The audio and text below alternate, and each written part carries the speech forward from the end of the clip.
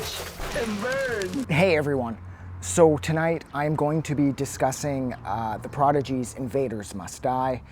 Now, this, as far as I'm concerned, has always been their most energetic release from their modern era. And I would define, technically speaking, I would define their modern era beginning with Always Outnumbered, Never Outgunned back in the mid-2000s forward. And everything that they've released from that point forward has been, as far as I'm concerned, their strongest material. Not to mention the fact that it's like their heaviest material as well.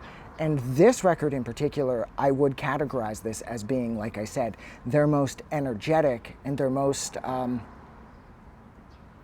don't know, like speed-focused released from the newer era of the Prodigy. And with tracks like Run with the Wolves, Omen, Thunder, Warrior's Dance, all of these songs seem to have like, there's a real sense of like danceable continuity at play where each song will take what the song prior had started to build and it will add like a new dimension to it, and then the song after will continue the trend and on and on and on until the end of the record.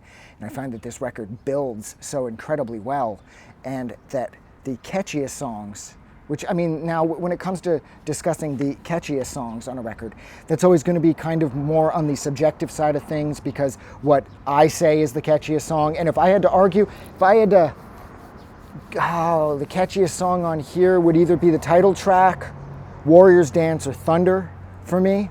But see, those are the three that I would choose, whereas somebody else would say Omen was the catchiest song, or Run with the Wolves was the catchiest song.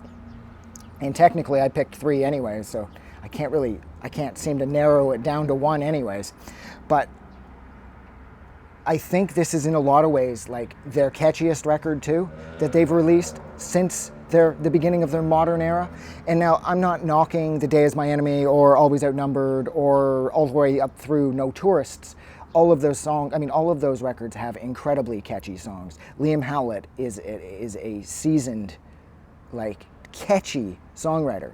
He's been around forever and he knows his way around a hook. But for me, this record seems to always stand out in my head. Whenever I'm thinking about the Prodigy's entire discography, this is the record that seems to be the most colorful. This seems to have the most, I'd almost say like the most positive vibe, even though all of the Prodigy stuff is kind of dark, and this record is certainly no exception. But there's something about this record that I always relate back to having an intense amount of fun. So I completely lost my train of thought. Doing these things outside when there's cars driving by and stuff, it's sort of distracting and I occasionally lose my place. But I think the bottom line here is, for me, this is their most, like I said, it's their most fun and their most colorful record that they have released since the inception of their modern era back in 2004. So I think I'll leave it there. So thank you so much for hanging out with me for a few minutes while I discussed the Prodigy's absolutely kick-ass album, Invaders Must Die. If you liked this review or you didn't like this review, don't forget to do something nice for somebody. You guys are amazing. I'll talk to you soon. Have a good night. I just wanted to say thank you for making it through the entire video. I really appreciate it. And I'm going to remind everyone one more time, even though I've probably already done this in the video that you just watched, to please click the like button as well as the subscribe button, because it helps this channel grow. And thank you for hitting like and subscribe, and we will see you guys really soon.